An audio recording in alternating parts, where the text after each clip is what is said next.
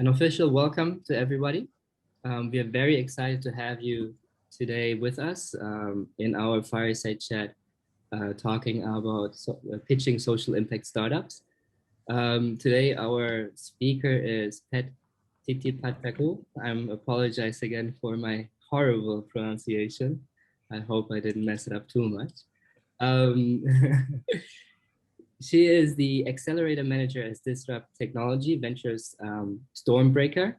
Just finished collecting another round of acceleration startups, which is the first and only EdTech Accelerator in Thailand. So far, they have incubated and invested in 10 plus impact-focused and business-focused EdTech startups. Apart from that, Pet works also closely with entrepreneurs to help turn their novel ideas into customer-centric solution, establish partnerships in both public and private sectors, and scale their businesses. She is a very busy person, so aside that very extensive role at StormBreaker, Pat is also an investment manager at 500 TukTuks, the most active early-stage investor in Thailand with more than 70 portfolios in the startups in the portfolio. So we're very excited to have you with us here tonight, Pat. Welcome. And from our side, we have Surabat Sam from Yutin with us. Sam has a background in deep tech, starting out in Silicon Valley, but we focus more on the recent past, which is his role at Bangkok Venture Club as a director, as well as Sasin Sustainability and Entrepreneurship Center's director. And yeah, I think many of you know him already in the ecosystem, so I leave it short with Sam, and welcome to you as well. And with that, I would like to hand the mic over to you to start the event. All right, thanks so much, Rafael. Really appreciate it. And hello, everyone. I'm so excited to be here. I've been looking forward to this opportunity to have Kun Pat for a long time, actually. So super excited. Thank you so much, Pat, for joining us today. It's my pleasure to be here today, and I'm super excited to see that people are becoming more interested in social impact startups. Yes. It's just by the way, on that note, because you see from the name of our center, it really encapsulates it. And it was, at first, I have to admit, is a story I tell often, is that when I first joined the center, I wasn't sure about that combination of sustainability and entrepreneurship. You know, it's like I'm kind of used to it being separated, but the longer I'm here, every second I'm like, oh my gosh, it makes so much sense. They are so intertwined and they need each other a lot, right? So, yeah, that's the future. So if we could, even though you wear a lot of hats, but if we could start with this, how about the StormBreaker one first? Could you tell us a little bit about StormBreaker itself and your role there?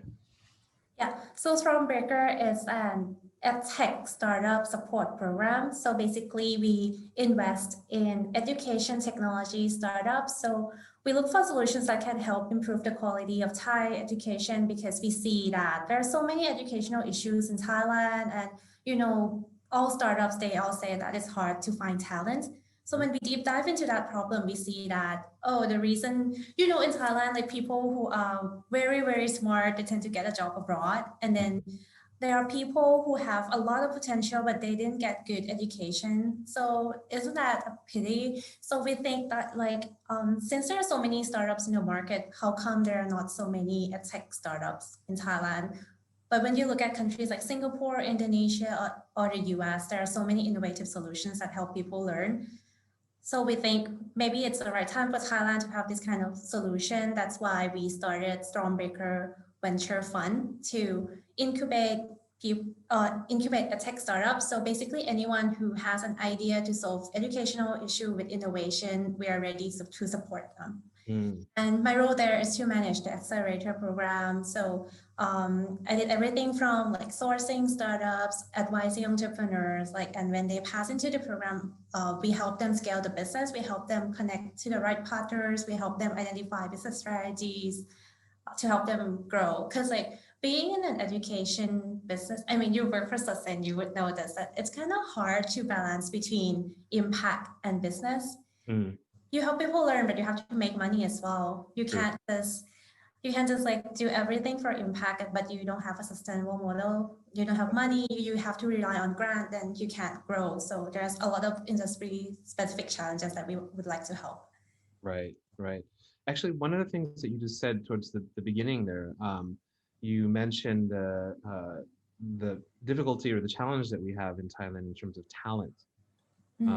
So how does that figure into your program or what you do to help these teams? Yeah, so there's one theme that we are quite interested in. It's related to reskilling. So when you look at mobile device penetration in Thailand, you would see that the coverage is pretty good. A lot of people can access internet on their mobile right now. So why not create something to help people learn from anywhere? In the past, if you want to learn data science, for example, if you don't know English and if you don't have a laptop, that's the end. You can't do anything. But right now, there's so many resources, and there are a lot of Thai people who are very creative and they can create good content and help explain complex concepts to make anyone understand. So I think it's a good opportunity to help people reskill by providing an easy to understand solution, because even though like there are a lot of solutions from other countries, but it's not always applicable to Thai market. Say there's Coursera and other platforms, right? But a lot of Thai people, like if they're not comfortable with learning in English, then it means that they don't have any opportunity at all, and that's a pity. Okay, okay. And also, you described the program as being an accelerator. But do I understand correctly? There might be some shift in the mode or the structure of the program? Yeah. So in the past, we ran the program in accelerator format. So basically, that will be a 10-week boot camp where entrepreneurs would go through each of the topics that we think are important for them to build the business. But in the past few years, we have seen that many entrepreneurs have specific challenges, and sometimes there's no one answer fits all. Right. Yeah. Yeah. So no one size fits all solution for everyone. So we think we're shifting the model to VC model. So we would provide investment and provide one-on-one support to each team, tailored specifically for each team. Because we invest in both social impact startups and also like regular startups that want to grow and make money. So we can't put the two together. Yeah, so I think it makes more sense if we tailor the program to fit the needs of each. When you said, if you said you can't put the two together, that is meaning like a social impact startup or social enterprise and a tech startup. Is that what you mean? You can't put those together into the same? Yeah, I mean, we can't design one program that would help both of them. Right. Because like they have different needs and different ways to develop solutions, for example. Got it. Got it. So, but the way you address that is by having the individual attention to each team as opposed to some big cohort. And I mean, as opposed to teaching them everything, the same thing at the same time, right? So does that mean that in any particular cohort, you could have some of the portfolio companies are SEs and some of them are tech startups simultaneously? Exactly. Oh, that's great. Wow. So last year when we ran the program, we split the track into social impact track and education business track. So basically we would draft out the curriculum and specify which one is mandatory for EdTech, which one is mandatory for social impact, and the rest is optional. Because we know that entrepreneurs are busy. We don't want them to go through every single classes. We want them with only the knowledge and skills that they would need. Totally agree. I'm with you. Because I mean, we also run acceleration incubation here at Sasin, and I run the Sprint Deep Tech program as well. So, I mean, yeah, you know, it's funny is we don't have much chance to talk, you know, you and I directly. This, in a way, is the first time we get to really chat. But I'm realizing we have we could talk shop for probably for hours or days, because we're doing similar activities. Yeah. And so just curious on that note, then, when you have this model, do you do you have a certain frequency that you meet up with the startups for sort of some sort of check-in meeting or KPI check-in? So usually it's once per week or like once every 2 weeks. Okay, that's good. That's good. Yeah. Totally agree. Because if it gets much longer than that, it's like the loop is too far, right? They don't Yeah. the We accountability. would assign one portfolio manager to be the contact person for each team. Got it. Got it. Mhm. Very cool. And just about since you do again, you wear several hats. So if we could touch on briefly some of your other roles, could you share a little bit about that? What else you do outside of StormBreaker? Yeah, so outside of StormBreaker, I'm also an investment manager at TukTuks, which is a micro fund under Startups. It's a early stage venture capital firm that invests in seed to pre-A companies in globally actually. So, but TukTuks, we focus on the investment in Thailand and Southeast Asia. So in this role, I get to meet with a lot of entrepreneurs in the region. And we are also sector agnostic, meaning that our portfolio companies are quite diverse. We have companies in fintech, e-commerce, Yeah, food, health, anything, you name it. definitely. Incredible diversity, enormous. And how about your journey at arriving at all this? How did you get into all this from the beginning? Yeah, it's kind of like a coincidence, but I think everything happens for a reason. So before this, I worked as a consultant at a management consulting firm. Hmm. And one day, out of the blue, my friend just texted me and asked if I would like to join a hackathon. Oh, Yeah, so it's kind of funny because like my friends, they're all developers, so 4 guys, all developers, and they just need someone who knows about business to join the team. Need someone to help pitch the idea and do you need the hustler. stuff. Yeah, so they just invited me to join a hackathon, and then back then I wasn't that familiar with the startup scene. I was interested in startup, but I didn't know like where to look for information or like what I don't even know what a hackathon is. I have to look it up. Yeah. So I went to the hackathon with my friends, and turns out it's a hackathon that Disrupt organized. It's a technology hackathon. Mm-hmm. So I competed in that hackathon, and I got to meet with a lot of EdTech entrepreneurs, people who are passionate about education. I got to meet Pikating and like everyone else in the ecosystem. And it was only 2 days, but during those 2 days, I was so inspired. It was a very rewarding journey. It was so tiring. It's, competing in hackathon, it's so exhausting, but it's really, really inspiring. And I would say that it's one of the life-changing moment for me. Wow. Yeah. So after the hackathon ended, I didn't win any prize, but I felt like I have learned so much in just a period of 2 days. Mm-hmm. I went back to work, and then like a few months passed, and I've seen Pikating's post that Disrupt is recruiting. Why not? Yeah. So I just like texted him, texted the team, and then like submitted my resume, and then bam, now here I am arranging for other people running the Accelerator program. Oh, that's amazing. Yeah. Oh my gosh. And that was the hackathon was here, right, in Thailand? Yeah, it was held in 2018. Okay. Yeah. And I got the chance to run the second one in 2020. Oh, really? Like the very, okay. Yeah. So participant turned organizer. Sometimes that's the best way. You've been through it. You know how. Yeah. Like I knew exactly how I would like to like make it more experiential, make it more rewarding, make it more easier for anyone to access. Well, speaking of which, then, do you share a couple of highlights from those points? Like, what were the things that you noticed who helped make that happen? Okay. So like I said earlier, like I didn't know what a hackathon was. So during the competition, there was sprint session, and I didn't know what I was supposed to do during the sprint session.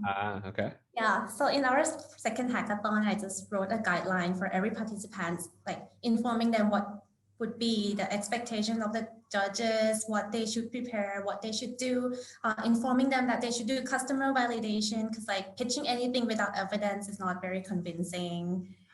Those kind of things. Hallelujah, music to my ears. Yes, yes. So you made it like a kind of a guideline or something that they could. Yeah, so I just like think of the things that I would love to have if I had to compete in a hackathon again, and then just created all those materials, and then started writing blogs to help people prepare pitch deck, analyzing business, those kind of stuff. Ah, okay, okay, excellent. All right, and then how about now touching kind of on our overarching topic for this talk today, which is about, it's about pitching social impact startups. So as a thing to kind of frame that, can you tell us a little bit about differences between social impact and tech startup pitching at a very kind of high level first before we dig in? Okay, so I will start from tech startup pitching. So Okay. most of the time, the audience would expect to see some like innovative solutions, high potential growth, solid business model, strong go-to-market strategy. It will be more on the business and tech side. So you have to prove that when you pitch your tech startup. You have to convince investors to invest their money in your venture. But for social impact startups, we would pay more attention to the problem, the social problem that you're trying to solve and how you're going to solve it. So I would say that like most people wouldn't focus on the business model. It's important to have one, but it would not be a main focus. Yeah. The judges or the audience would care more about like, what's the problem that you're trying to solve? Are you the right person to solve this? Do you really understand the problem and the context, and how are you going to solve it? And how is it better than the existing solutions? That would be the most important part, in my opinion. Okay. Okay. And how about from like sort of the investor thesis point of view? Because the way you just framed it, then it might imply for some that the investment criteria, if you will, is fundamentally different. Now, I'm asking this from the point of view because we have this part of us that's in the VC tech startup type of space, right? Which is so firm about looking for super hyper scalable, huge market size or potential market size, that kind of thing. So with the impact startups, have you had some view on how flexible that side is, or do they still demand that hyper scalability at the same time? From my experience, I wouldn't say that hyper scalability is that important. I would say like if you can create a huge impact on a small group of people, let's say for example disability people, even though the number is small, but you're creating a big change on someone's life, which will like at the end it will improve the country's productivity, the economy, and so I would say that the common framework to measure impact would be using like a theory of change, SROI, social return on investment, those kind of things. So I think like most impact investors would look at the impact and also like the sustainability, which also covers revenue model. Okay, very clear. I think it depends on the type of the solution and the problems that you want to solve. Right, right. So I mean that's great news. So that let's see. First and foremost, is that true then, or that describes the thesis for, let's say, within StormBreaker then? So when you're choosing portfolio companies, you don't have to hold to like a 500 TukTuks type of investment thesis, right? There is that flexibility then. Yeah, as I mentioned earlier, we have two tracks. So there's social impact track and startup track. In startup track, we use pretty much the same criteria as regular VC. But for social impact track, we would look at the impact that they are creating. And also like if they have some ideas about how they're gonna generate revenue, then that's already okay. But we're not gonna ask about like how big this is gonna be. All right. Yeah, we'll probably ask more about the issue that they're trying to solve and Yep. like evaluate if the person actually understands the context and Yes. how to actually get it implemented. Okay. Okay. This is wonderful news because I think, I mean, I'm genuinely curious about this because we do have increasingly more and more VCs and investors who have the sustainability or impact lens. So Mhm. whether that be through ESG or other things similar to that, right? But sometimes, many times they still have the VC fundability criteria simultaneously. So it's like super, super hard. So this is good news that there are definitely investors out there, StormBreaker among them, that opens up the opportunity for social enterprises that are not going for that hyperscale necessarily. Yeah, we hope that there will be more VC funds like this in the future. Cause like, um, yeah, cause I also work at TukTuks, so Yeah, right. You know, the you VC really know. perspective, and this is totally something new for me to learn. And like, I met a lot of entrepreneurs in the startup scene, but when I first joined the social impact scene, things are so different. I have to Mm. myself as well. Wow. Okay, that's truly great news. Um, okay, okay. And how about when getting? Oh, you mentioned theory of change, and among a couple other things, SROI, et cetera. Mhm. So, just want to double check because I've been getting interested in this as well. And if I understand it correctly, I think it may have applicability not only with impact startups, but also even regular tech startups. Because the framework I've seen in I think it was one of the articles that you wrote, you showed an example of one of your portfolio companies, and it essentially has this journey, if you will, or linkage from stakeholders to inputs to activities to outputs and to outcomes, and to sort of simplify it, sort of like there's a link from the micro level value proposition that a startup can create all the way to the impact, which can be short, medium, long term, and it can affect multiple stakeholders. Is it, do I understand it correctly? That's sort of the Yeah, idea. I would recommend like all early stage social impact ventures to start from there. That Mm, framework will help you understand more about what you're trying to do, how to measure the impact from the activities that you created. Because like when you first started, of course, there will be a lot of activities that need to be done. But once mhm. you have it in the framework, you would see which activity is actually creating impact, which one is not that important. It will help you think more clearly, communicate your ideas better. And also because the social impact assessment framework is quite complicated. And we partner with South Forest. Oh yeah, yeah. So we learn a lot from them as well. And they also mentioned that it doesn't make sense for early stage entrepreneurs to measure SROI since day one, because Ah, beginning it makes more sense for everyone to just keep learning about your target users and keep innovating, and then until you find the right solution, that's when you start thinking about data collection okay. and yeah. But once you started your business for maybe a year or two, and then you already settled on the idea, you know exactly what you're going to do, what would be your long-term vision, that's when you should start collecting data to measure impact. I see. Yeah. I see. Okay. Yeah, that resonates quite a bit because I worry sometimes that inherent in any kind of startup, whether it's an impact or not, that whole journey of getting to problem validation, solution validation, achieving problem solution fit, even before building a functional MVP, there's so much to that and it's so fluid, right? And so if Yes. you don't get that down yet, you can distract yourself if you get too far away, right? Yeah, that is super important for both social impact ventures and like real startups. Right, right.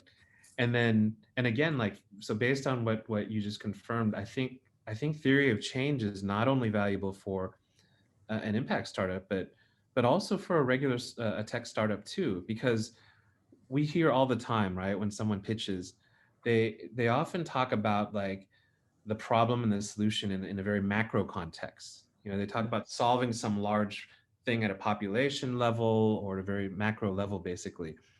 but the startup itself is usually doing something, its value proposition starts at a very micro level. There's a user, kind of a user perspective thing, all the way down to what this one person is doing, and the increase or decrease in pain, 10x or something like that.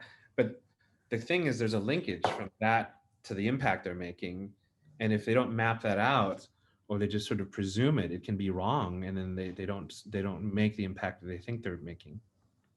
Yeah, yeah. When you try to explain impact, a lot of time it's very qualitative and sometimes even like subjective. Yes. So if you have supporting data from your target users, from your customers, that would make it more convincing. And yeah, I totally agree that like even though like some regular tech startups, they don't consider themselves social impact startups, but many of them are also creating impact in a way as well. So for example, let's look at Grab.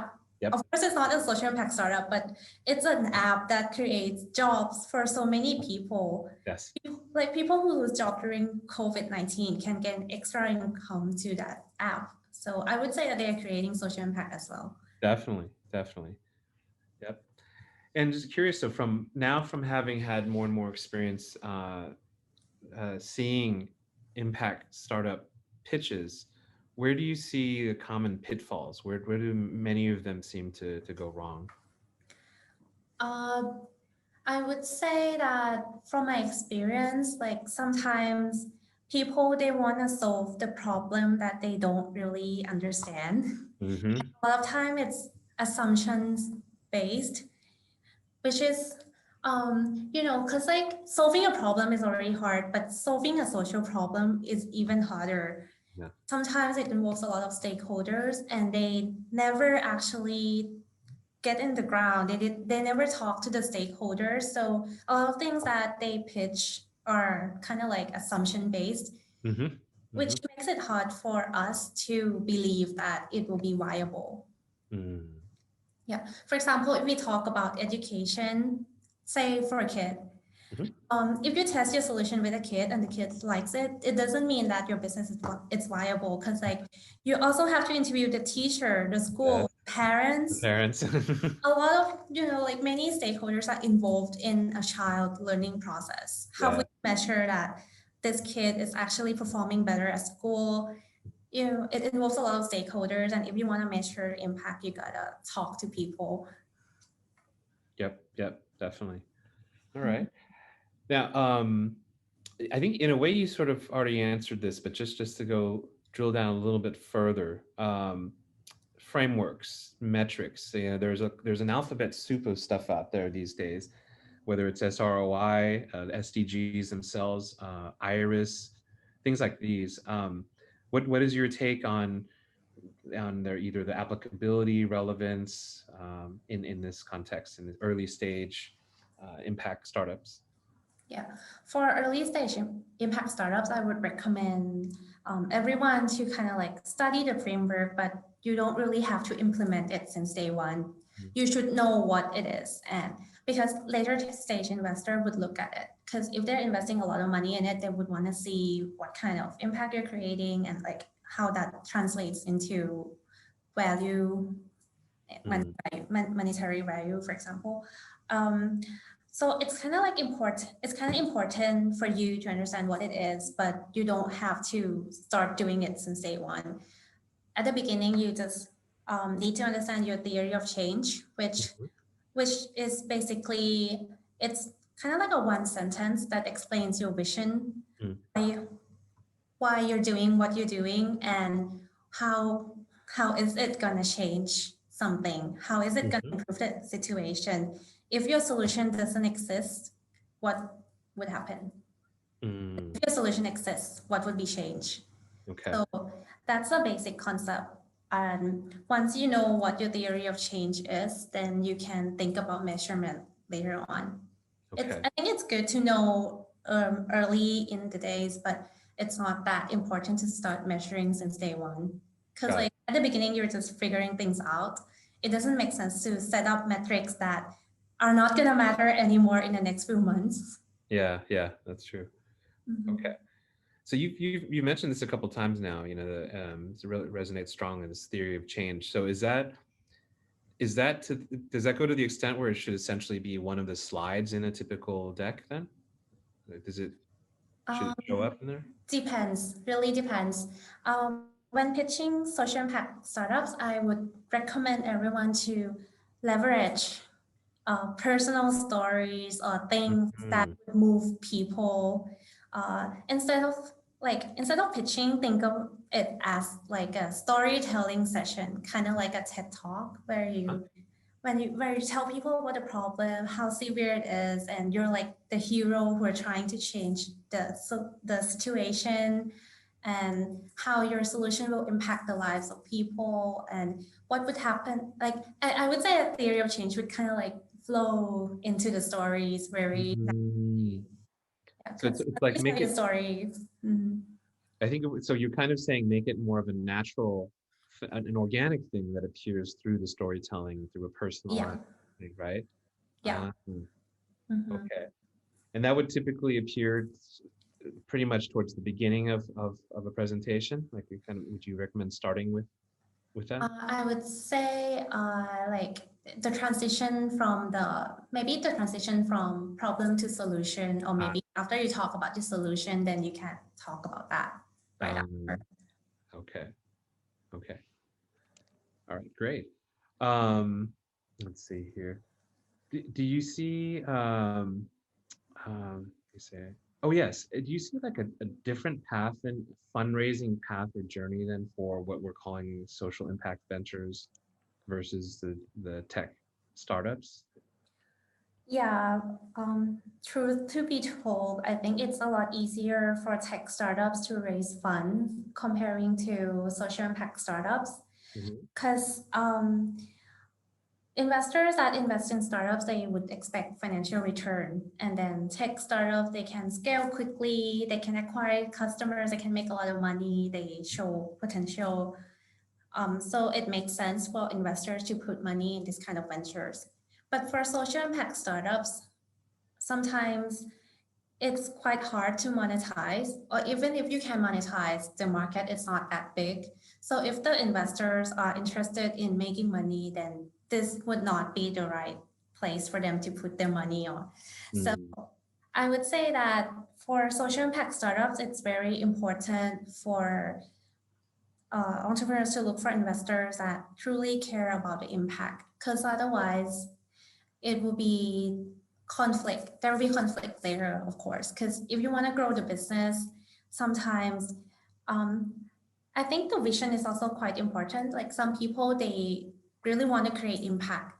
So they really want to deliver quality solutions. And if they're scaling too quickly, then the quality would drop, right? On the other hand, if it's tech startups that focus on growing the business, then they can scale quickly, they can acquire customers because they just need to solve the customer's pain point, but they don't need to think about the well-being of that customer. Right. If you're a social impact startups, maybe your customers or the target users that you're helping, maybe you have to kind of like take care of them. Yeah. So I would say that for social impact startups, I think in Thailand, there are not that many impact investors yet, but in other countries, there's new emerging trends that many investors started to look into the impact space. I would say that in Thailand, there could be more investors in the future, which I really hope so. I think the ideal investor would be someone who care about the social issue and want to support the startups because they are doing something great. They are solving some problem, not because they will make a lot of money. Right. Yeah, so I think social impact investment is not for everyone, but there are people and institutions that can support. And recently, I think government support would be very helpful as well. Yeah, because like some of our social impact startups, it's hard for them to raise from VC, but they get monetary support and knowledge support from government. the kickstart their business as well. All right. There was a study done, I think it was by SE Thailand and some other folks. And one of the things they looked at was sort of how many people, what we might identify as impact startups, but how many of them actually register and incorporate as an SE as opposed to a regular company. And I think the percentage, I don't remember the exact figure, but it's still relatively low. So wondering what are your thoughts or observations on that, about whether people should or should not, or why not? I talked to some people in the social enterprise space about this as well, and then it's quite clear that the regulations, it's kind of like not clear yet. So basically there are some incentives, but there are also some things that would require the venture to, for example, like submit paper, process documents, or like tax issues and the incentives. It's not very clear yet at the moment, but I'm sure that the Social Enterprise Association in Thailand, they're working on that to improve the laws and also the incentive. So at the moment, I think many people, even though they are doing social enterprise, but they're not registered as social enterprise. I see, right. Yeah, but maybe in the future, if they can add some incentives that help these entrepreneurs, and maybe they would register as social enterprise. Okay. Now, for the investment that your team does in this space, is it then for now? Is it exclusively in EdTech? I mean, when it comes to NSE? Yeah, currently we focus on EdTech. Okay. When you look around our landscape, investment landscape, are you seeing some other impact investors or social enterprise investors out there that any that come to mind? Last year we also worked with Change Ventures, which is under Change Fusion. I think also did impact investment. There are also some corporates that are becoming more interested in impact investing. I would say that there are a few in Thailand, but it's quite fragmented. Okay. Oh, that was interesting that you said that there are some corporates who are doing it too. I think they are becoming interested. I'm not sure if they have done it yet. Oh, okay. I would say that's discussing, and of course there are some angel investors. Okay. And it's not because sometimes folks automatically think of CSR, but it's not necessarily just that, right? I think it might be a genuine, might be kind of another sort of CVC, so to speak, possibly. I don't know. Yeah, I would say that corporates are looking for more sustainable solutions. You know, the problem with CSR activities is usually it's one-time thing. That's right. You spend money on something, you did this, and then it's great, and then nothing happens next. That's right. This is kind of like a new push. Instead of like spending money on CSR, why not invest money in something that is sustainable? You do something and then it lasts forever. Okay, maybe not forever, but like a few years. At least longer. Yeah. And with less negative impact, right, on multiple stakeholders. Okay. Let's have a look. I think we might have, well, first, just a quick word to our audience. A reminder, please, we absolutely welcome questions. Feel free to send them in here. Let's take a look at our Q&A. And Rafael, perfect timing. Maybe if you want to help highlight or moderate the Q&A. Yeah, certainly. Thank you so far for the chat. Very insightful. And we also have a number of listeners on Facebook. They are still shy to ask questions, so I think we're going to stick with the ones you can see in the Q&A feature. Dominic is a professor and director of an accelerator in Germany, a professor at HHL University in Leipzig, Germany. He is asking, is there a focus in your EdTech startups in general on child education or higher education, or is it a broad focus on educational topics? And if you could give us some examples of the startups and their business models, that would be great. Okay, thank you for your question. So it's broad. So basically, any kind of solutions that solve educational issues, or like even like for not only limited to schools, but also to the workforce as well. Because like, you know, with all these disruptive technology trends, many people need to be reskilled, and also like corporations are looking at solutions. They're still figuring out how to reskill the employees, for example. So I think education is now about lifelong learning. It's not like you graduated and that's the end. Like I think education has become a part of our life. Like no matter how old you are, you still need to you're still have to learn something again and again. So that's our definition of education. So anything that helps people learn or acquire new skills or improve their quality of life through education, that fit our thesis. And some example, okay, so we invested in one social impact venture. It's called InScrew. It's a platform that teachers from anywhere in Thailand can come and share their ideas.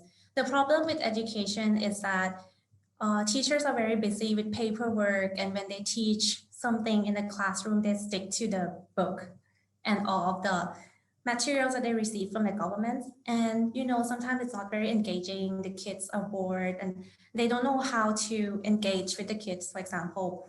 And this platform helps teachers across Thailand by connecting teachers together. Like they create a community where teachers can share ideas. So for example, if you created a game, like say Pokemon game to teach math in your class and it works very well, instead of keeping that to your school, you can share it with other teachers, like thousands of teachers across Thailand.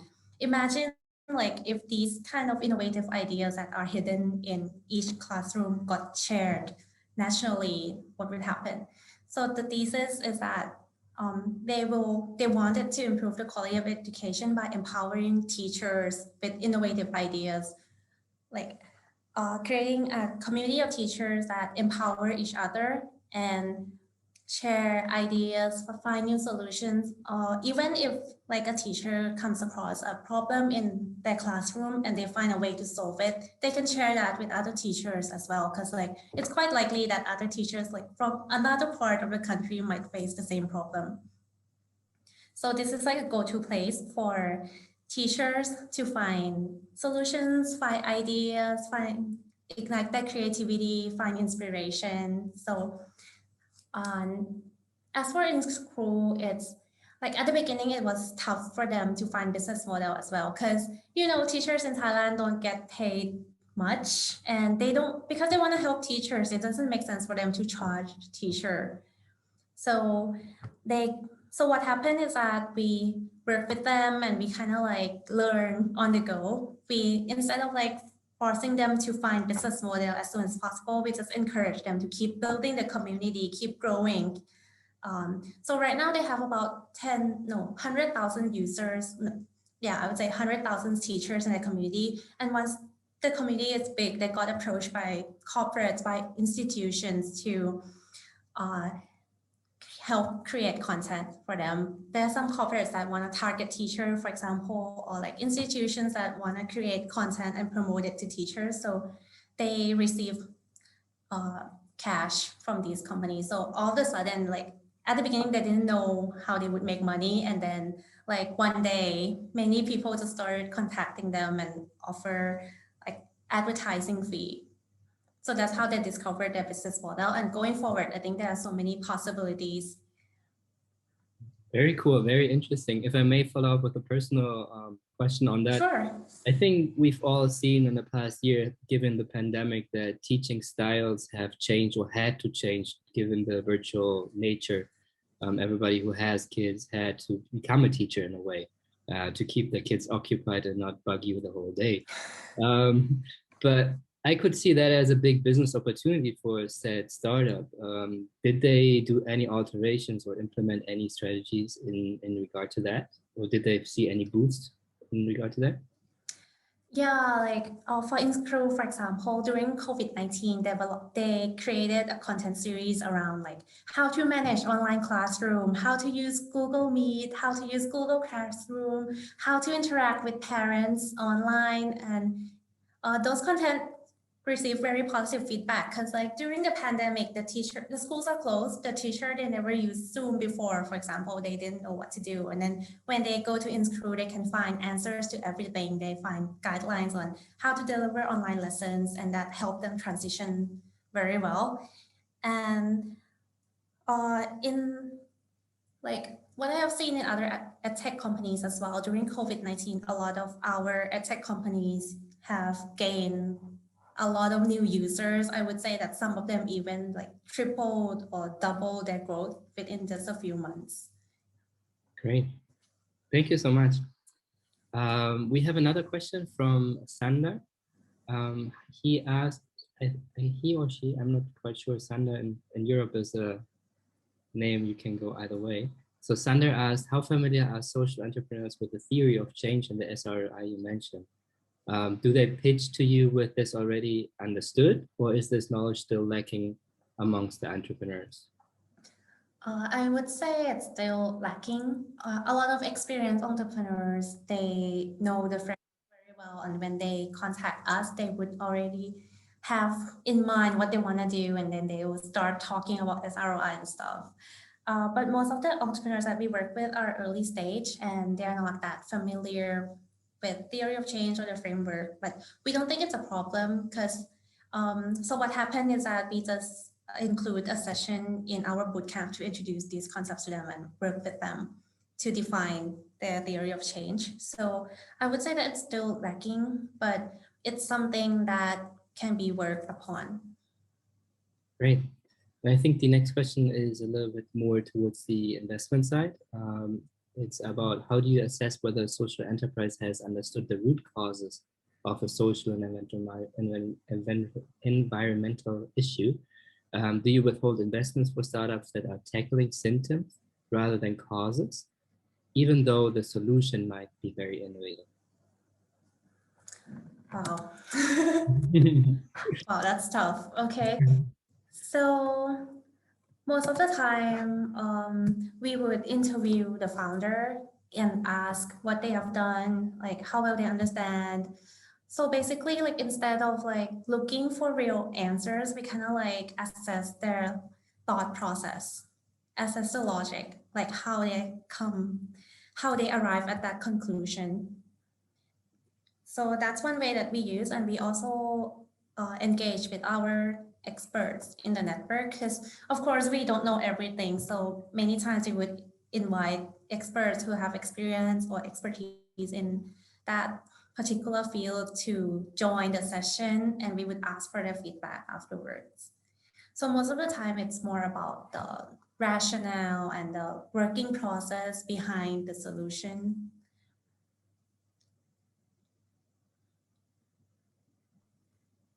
Okay, thank you very much. As far as question goes, this is what we have to the moment. There are no questions on Facebook, and to the audience on Zoom, please ask away if you have more questions. Was there something from Anas? Did I miss anything? Or was it already included in what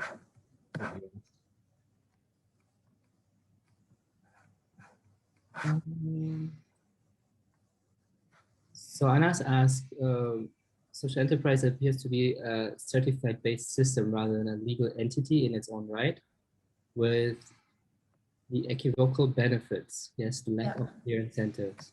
Totally agree with Anas. Okay. Yeah. Can you elaborate a little bit on that for everybody who doesn't understand that quite, the statement? I would just say that like if you register as social enterprise, you will get social enterprise status, but there's no other clear benefits that you would get. For example, tax. If you get revenue, you still need to, I'm not sure, like I'm not sure if tax is paid out of profit or out of revenue. Yeah, and then like, for example, if you registered as foundation, for example, if someone donate the money to you, they can get back tax benefits, right? So you can convince corporates to invest in your project. But for social enterprise, I don't think there's anything like that yet. Right? Like you're registered as social enterprise, you have to go through paperwork, but it's not clear yet what you're getting out of the process. I see. Are there any HR benefits? Because I've read somewhere that like for certain types of startups, you get exemptions in terms of labor regulations, meaning you can hire technical support from other countries, or the very strict labor laws in Thailand are loosened a little bit for some certain types of startups. Yeah, I think it's for like some types of startups, but there's nothing that's geared towards social enterprise yet. I see. Okay, interesting. All right. I guess we got through the questions. Maybe anything else that you'd like to emphasize, Pat, or leave as kind of final messages, recommendations, words of wisdom to the folks out there? Yeah, I saw a question from Sander, and I'd like to answer this one because it aligns with what I would like to leave as final message as well. So the question is, what kind of support do you think social entrepreneurs in Thailand still need to be investment ready? I would say that I've met a lot of social entrepreneurs in Thailand, and they are doing a lot of great things. It's so inspiring to see people trying to do something to drive real change into society and creating a business out of that. It involves a lot of risk, and it's really hard. It's very inspiring to meet those kind of people. One common pitfall that I have seen is that people in the social enterprise space, most of the time they would care about the social impact, but they tend to forget about the business side of things. Sometimes they want to help people and they don't want to charge money, which is okay, but in the long run, you can't survive without business model. And social impact investors cannot invest in your venture as well if you don't have a business model. You don't have to be generating a lot of profit, but you need enough revenue to sustain your operation, and that will make the impact that you are creating more sustainable. And at the end, everyone will win. Don't think of it as like, oh, you're helping people, but you're charging money. It's not evil. It's not evil at all. I just want to like eliminate that myth. I want people to look at it this way. So you're doing something great, you're helping people, but if you don't have the money, the impact that you're creating, one day it's gonna end because you don't have money to sustain your operation, then you will be out of business. Then the people you're trying to help wouldn't be getting the help in the long run. So it's important for everyone to think about revenue models early on. You don't need to think about the profit, but just identify ways that you can make money and make enough money to operate the business, to hire enough people to do the work that needs to be done. Last thing I'd like to tell all social impact entrepreneurs is that don't think that making money is evil. Wow, that's a wonderful, wonderful choice of a last message that strongly resonates. I definitely see out there's so many wonderful people, passionate people, and yes, they can run into this barrier or this hurdle, right? And we want them to be sustainable themselves so they can keep delivering that value to the world. So yeah, thank you. Many people rely on government grant, but you can't assume that you will receive the grant forever. But what if one day they can't fund you anymore? What are you going to do next? It's kind of sad to see these kind of ventures like went out of business just because they didn't receive funding. Yep. Wonderful. Well, Pat, thank you so much. We really appreciate you sharing your experience and views, insights with us, and your time. Uh, it's wonderful. Thank you so much. Thank you for having me today.